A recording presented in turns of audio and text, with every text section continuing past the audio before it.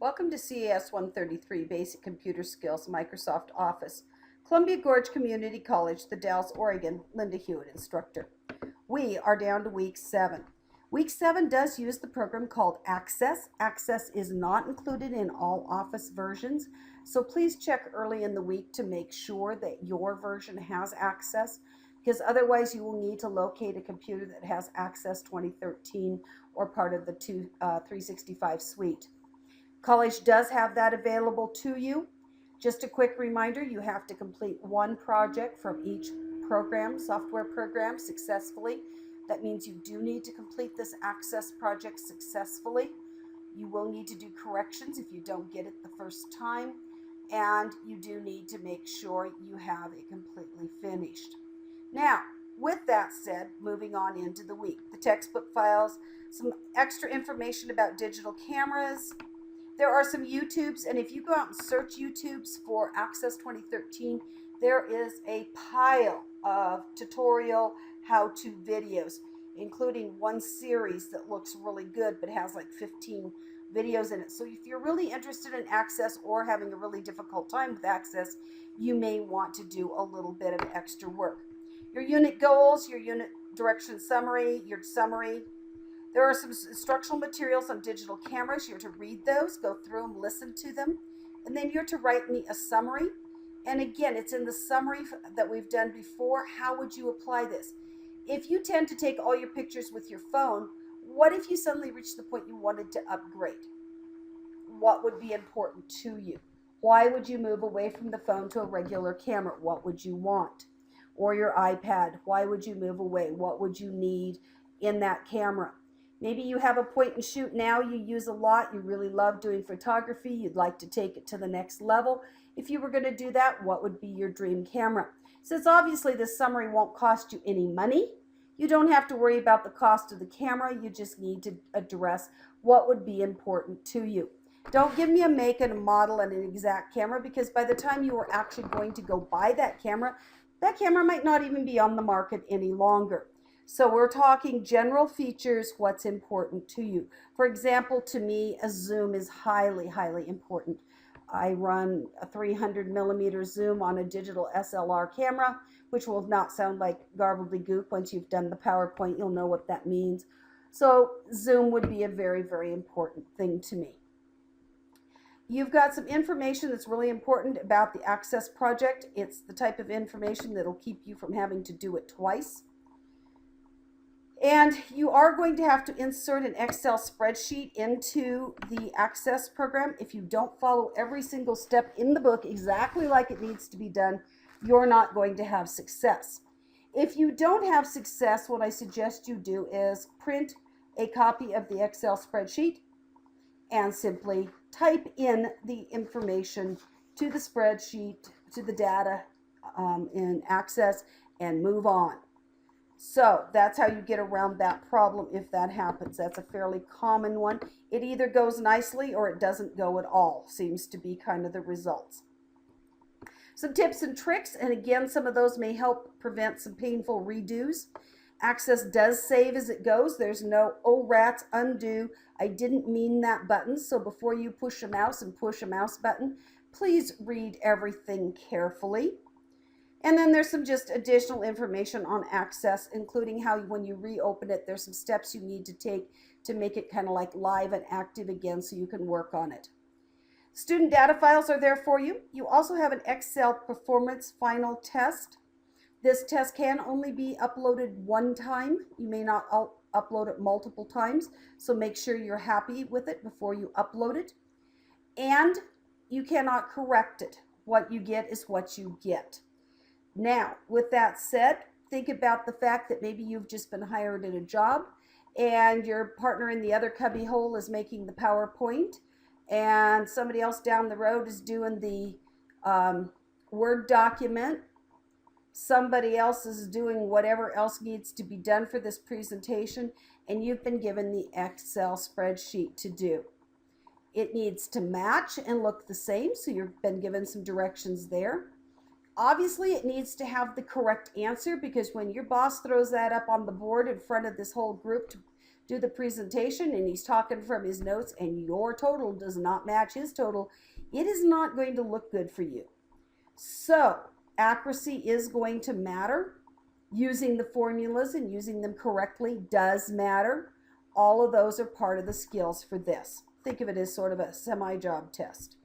You will do the best you can with it, following the directions the best you can. Then you will have, obviously, the upload for that. The learning project from the textbook, we'll talk about that just in a second. Your digital camera upload, your forum, and your final project information. That's actually going to get slid up. It's in the wrong spot. You will also have your journal and your extra credit located there.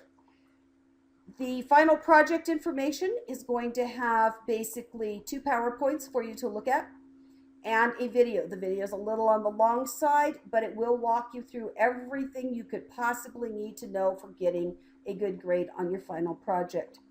And so I suggest you do actually do it. Second thing to go with that is if you listen to the video all the way through, you may or may not even need to view the PowerPoints because the video pretty well walks you through the PowerPoints and will hopefully save you that effort. So moving on to the textbook. On AC2, read it. On AC3, you'll see part of what it's going to look like when you have some things completed in it, but you probably will not see the whole thing in this one. AC3, read it. AC4 and 5, read them. And I know you're going, but the numbering doesn't start until AC5. If you don't read some of this early stuff, you're going to be redoing the project and starting over. It is going to make a difference. It's some of that background information that's going to keep you out of trouble.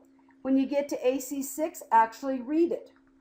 When you're doing AC7, read the material in between. Don't just read the red tabs. On AC8 and 9, again, read the information. It's talking about setting up primary keys and all sorts of things that you probably have no clue of.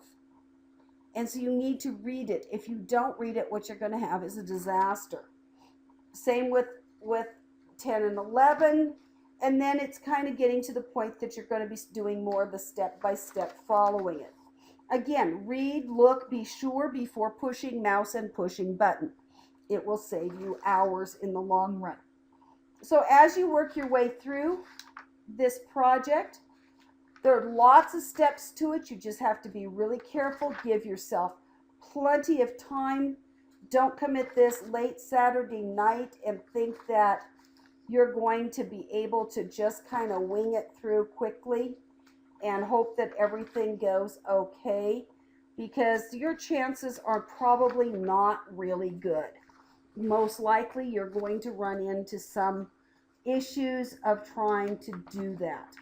So I would like to really, really encourage you to take the time to really work through slowly and carefully. As you're working through, you're going to run into the page that's going to have you add the Excel spreadsheet.